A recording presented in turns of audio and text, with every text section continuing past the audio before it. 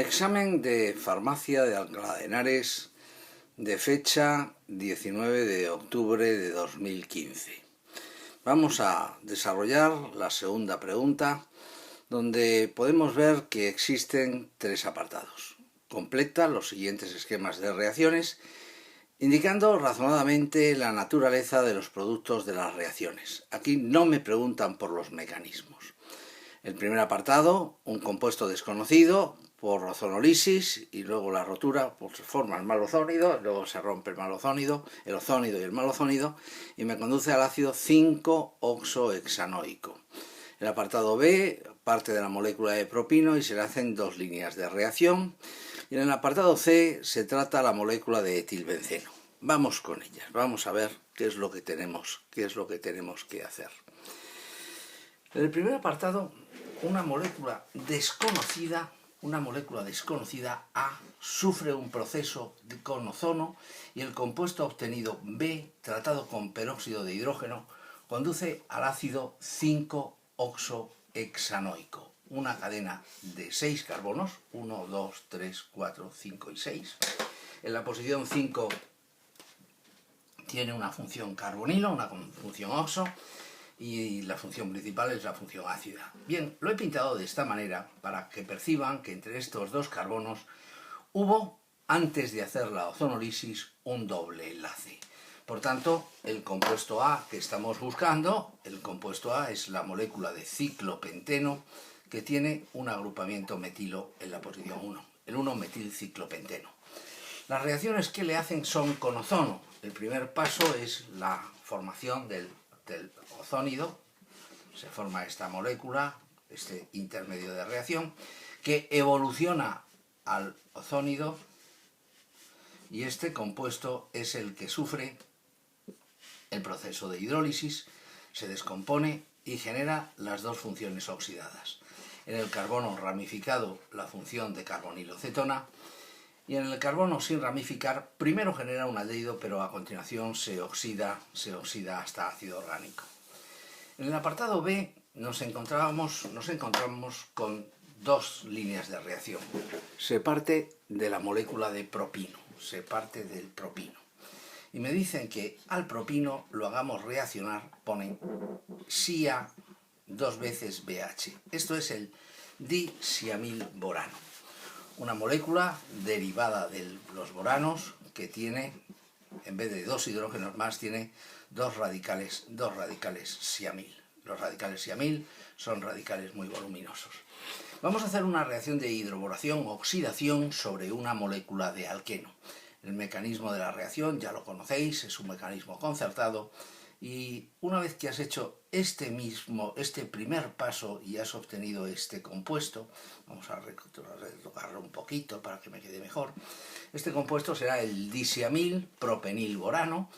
Se le hace la rotura con peróxido de hidrógeno en medio alcalino.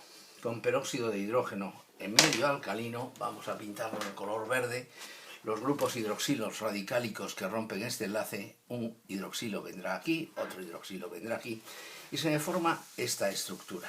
Esta estructura es un enol.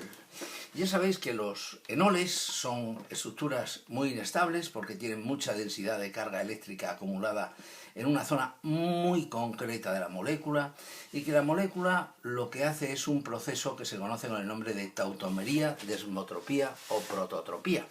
La tautomería consiste en la suma de una resonancia más una transposición.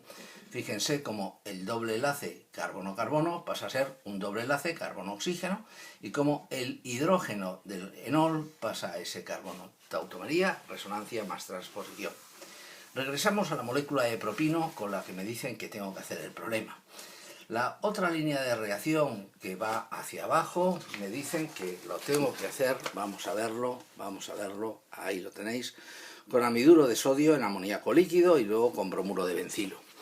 Las moléculas de alquino tienen una levísima acidez, estamos hablando de un pKa de 25, por tanto, tratado con bases muy poderosas, como por ejemplo el amiduro de sodio disuelto en amoníaco líquido, la molécula de alquino es capaz de formar la sal, el propiluro, el alquinuro.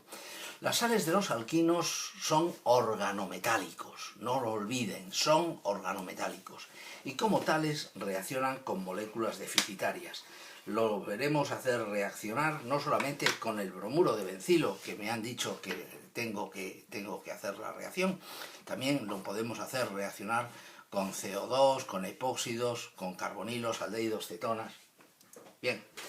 Yo aquí podría contar indistintamente una SN1 o una SN2, pero como este es un nucleófilo muy potente, vamos a contar una SN2. Voy a contar cómo sale el ion bromuro, cómo se forma bromuro de sodio y cómo se me ha transformado en esta molécula que sería el 1-fenil-2-butino. El 2-butino con un fenilo en la posición 1. Y no me piden más en este ejercicio.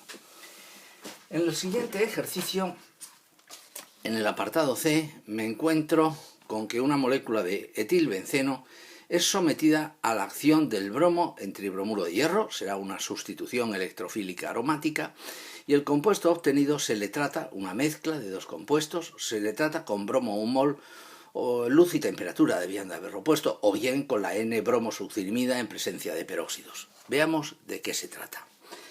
La molécula de etilbenceno es susceptible de sufrir dos reacciones, las que podáis hacer en el anillo aromático, considerando que el anillo aromático está ligeramente activado en las posiciones ortopara por el efecto inductivo de las cadenas carbonadas, y también podemos hacer reacciones, ¿por qué no?, en la cadena carbonada. En este caso aquí serían sustituciones vía radicales libres. También aprovecho para recordaros que hay otra reacción, que es que los homólogos del benceno, independientemente del tamaño de su cadena lateral, por oxidación dan benzoico. Pero aquí me dicen que lo trate con bromo en presencia de tribromo 2, en presencia de Br3F, tribromuro de hierro. Bien, yo haría una sustitución electrofílica aromática, formaría el complejo, generaría el ion bromonio y con ese ion bromonio pasaría a desarrollar el mecanismo general de la sustitución electrofílica, que lo hemos visto hace un momento en una nitración en el apartado, en la pregunta número 1. Contaríamos cómo se desarrolla este enlace, cómo aparecen los intermedios de Whelan, cómo la siguiente forma resonante, el efecto inductivo dador de carga de la cadena carbonada contribuye a la estabilización, y después de haber contado el intermedio de reacción libero un protón, recupero la aromaticidad y eso me lleva a la formación de este compuesto. Bien, esa ha sido la primera reacción, una sustitución electrofílica en el anillo aromático. Pero ahora me dicen que lo trate o bien con bromo 2, luz y temperatura, o que lo tratéis con la N-bromosuccinimida. Ambos reactivos valen para lo mismo. Bueno, la N-bromosuccinimida es un reactivo de más precisión y sirve para halogenar en la posición alfa con respecto a un benceno o a un doble enlace un hidrógeno, sustituirlo por un átomo de halógeno, por un mecanismo radicálico. Yo voy a emplear la molécula de bromo, que me parece más simple, para que es la primera que se ve y la que todos conocéis.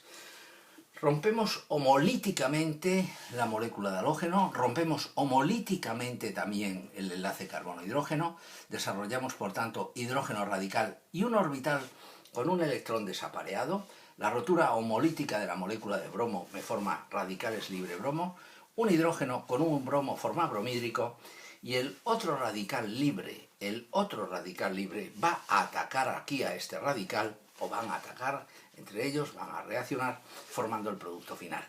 Pero lo que quiero que veáis es repasaros, no me lo han preguntado, pero lo quiero repasar, que el radical libre es un carbono sp2 con un orbital desapareado y que por consiguiente el átomo de bromo tiene un 50% de expectativas de atacar por el lóbulo de arriba o de atacar por el lóbulo de abajo. Esto ya sabéis que tiene su importancia, porque como vais a generar un centro quiral, un carbono asimétrico, según ataquéis por arriba o por abajo, el carbono aparece como R o como S. Por eso diríamos que en esta segunda reacción se me ha formado una mezcla racémica de los dos enantiómeros, el dextrógiro y el levógiro. Y esto fue la pregunta número 2 de este examen, como podéis ver.